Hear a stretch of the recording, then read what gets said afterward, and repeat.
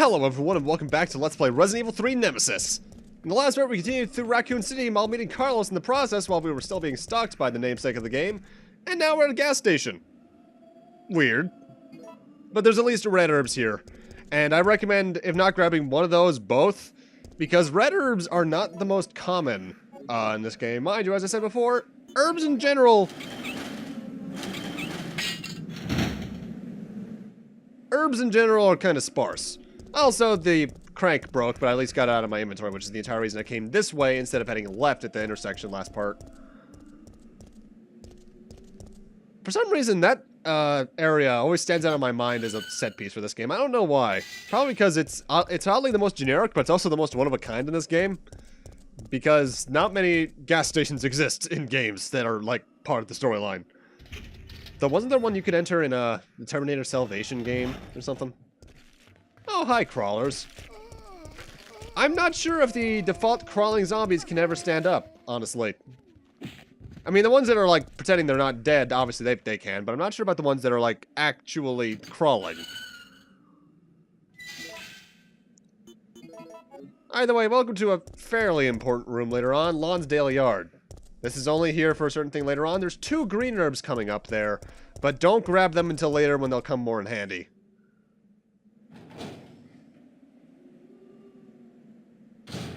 And welcome to the trains, well, the trolley station. Kill as many zombies as you can there.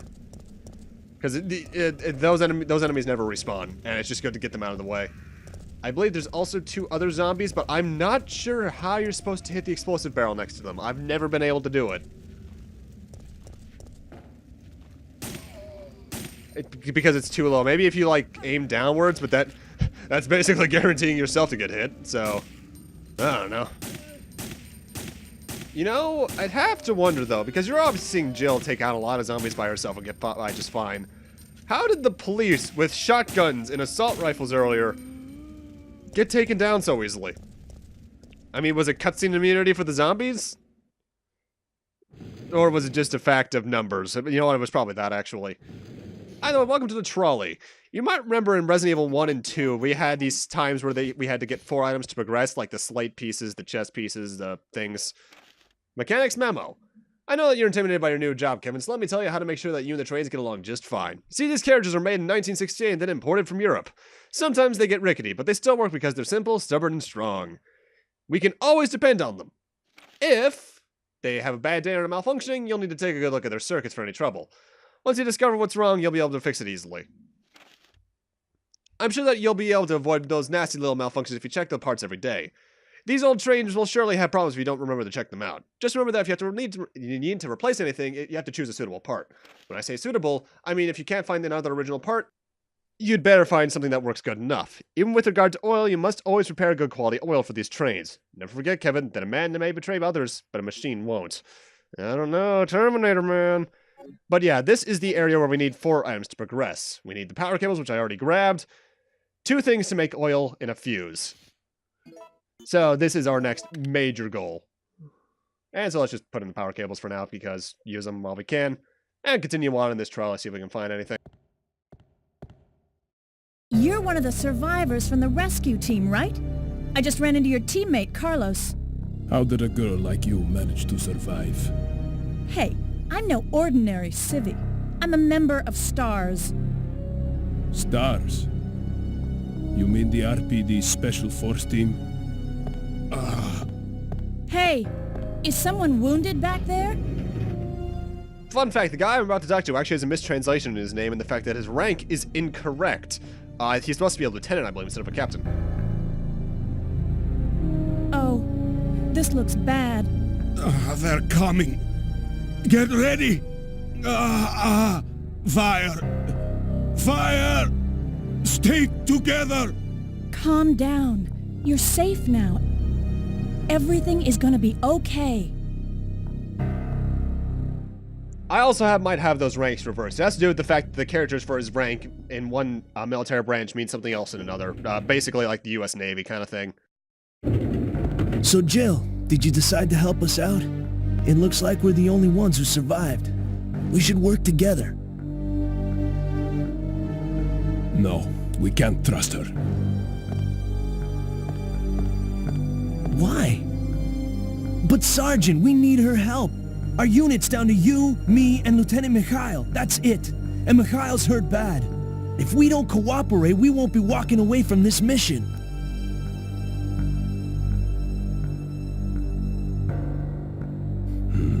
Fine. Then let's go over our plan.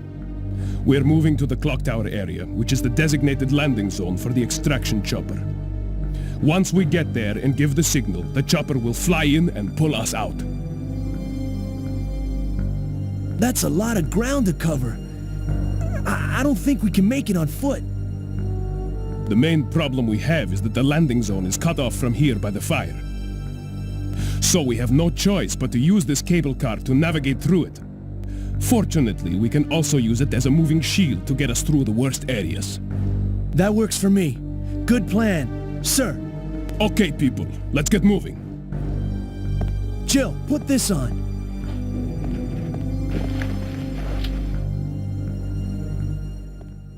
Okay, that's what he is. He's the lieutenant who's supposed to be a captain. There we go. Either way, we just got the side pack from Carlos, which actually appears on our model, which extends our inventory from 8 to 10 spaces. That is a massive help, but we're still going to be filling that thing to the brim a lot. And now we get the wrench, which is the main reason I came over here next. Obviously, aside from plot. We need to get that. Particularly to do stuff at both the gas station and another area of town I've yet to be to. So let's head on in that general direction now. Gas station is the best place to head next, mostly because it's along the way to all the other areas.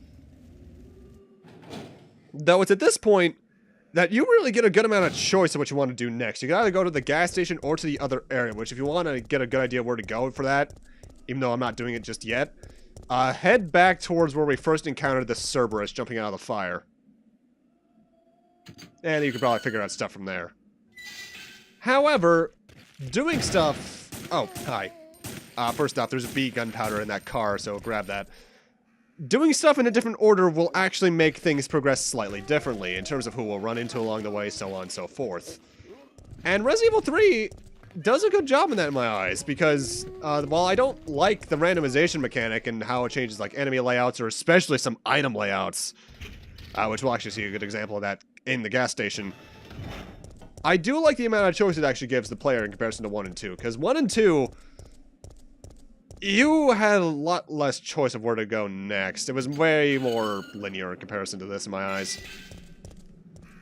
You still had end goals, but you really can only go about things 1 or 2 different ways, whereas this has a bit more than that. Either way, the rusty crank broke, but a piece of it's still in there, so let's use this.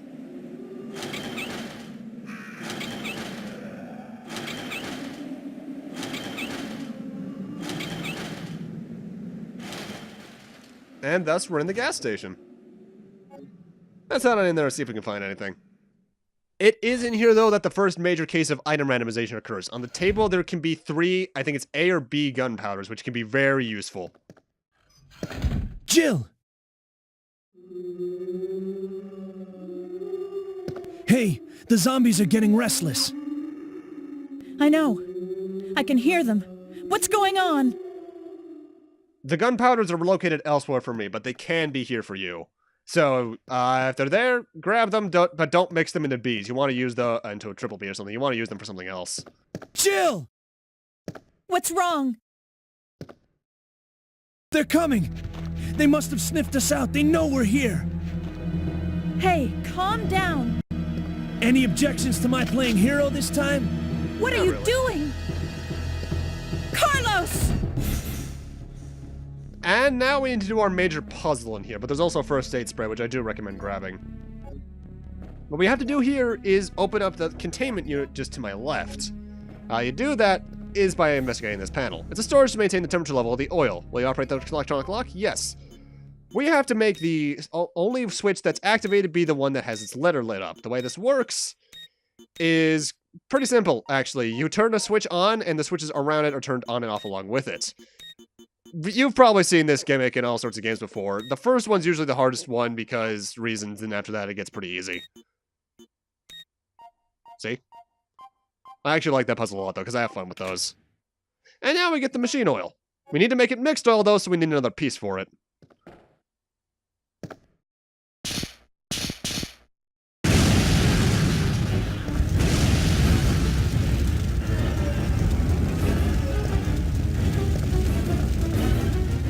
One thing I should mention, Nikolai can show up here instead of Carlos, depending on how you go about things, and Nikolai will be in the middle of that explosion.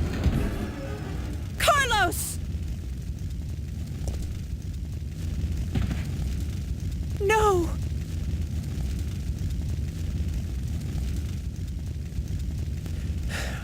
Relax. I'm not dead yet. Are you okay? I'm fine. That hero stuff is harder than it looks. Run away. I'm not sure if there's an actual time limit here, but you just want to get away.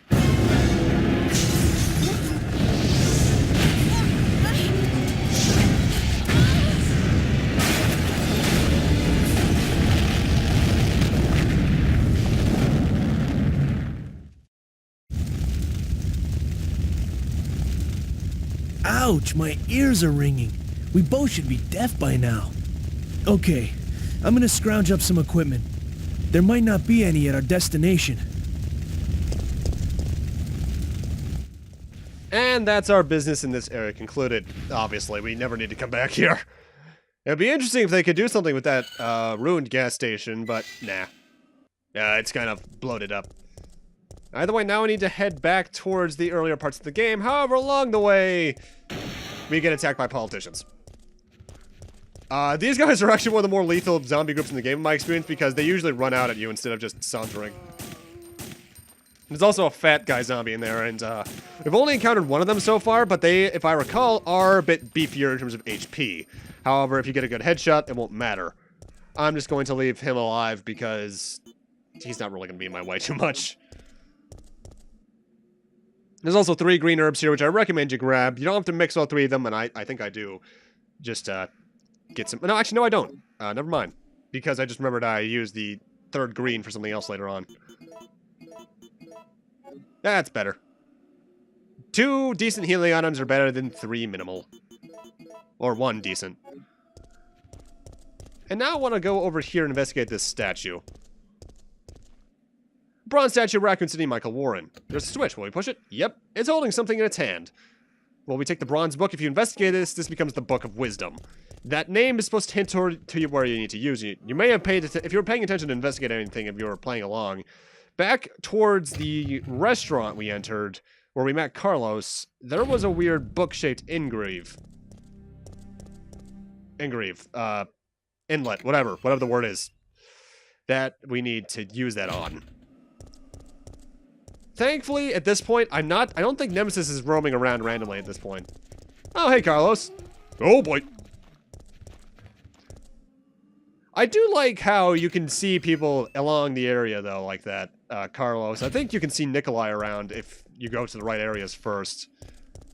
And how we saw Brad before you got killed. I like that. Wish they did it a bit more, honestly. Place your wisdom here. There's a hollow space for something to be put in. You know what to do. That didn't do anything. But what that does, it allows you to grab this. These things are interchangeable. We want to take this. This is the, I think, Compass of Time if you investigate it. And with that, we can now head towards our next objective. Which is, strangely enough, right back the way we came. Why? Well, the time compass goes right where we put that book. We got the Book of Wisdom from, and I think it's better just to put that in now instead of waiting till later. That is a bit of a minor complaint I have against Resident Evil 3, even though 1 and 2 did it as well. I just think 3 does it the worst, in that there's a bit more back and forth than I would like. I don't mind backtracking in games or wandering around like that, but if the solution to an answer, the solution to a puzzle is right where I started it, that kind of angers me with like that.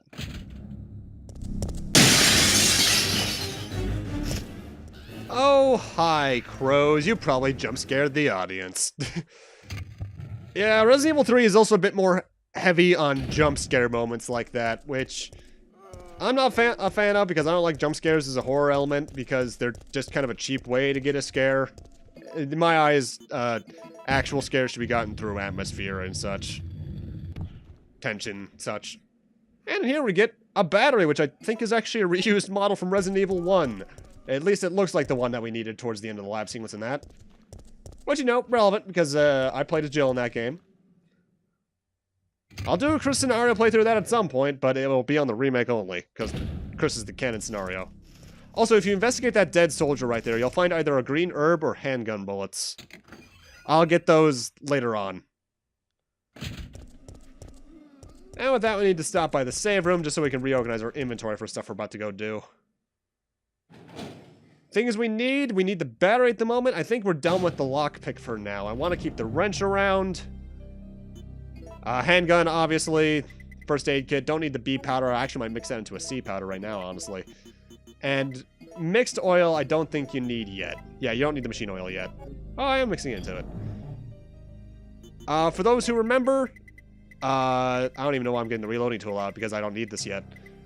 When you mix an A and a B powder, it makes a C powder, and when you use that in the reloading tool, it makes grenade rounds. However, I want to store these C rounds for later because the thing you get for 2 or 3 C rounds is better.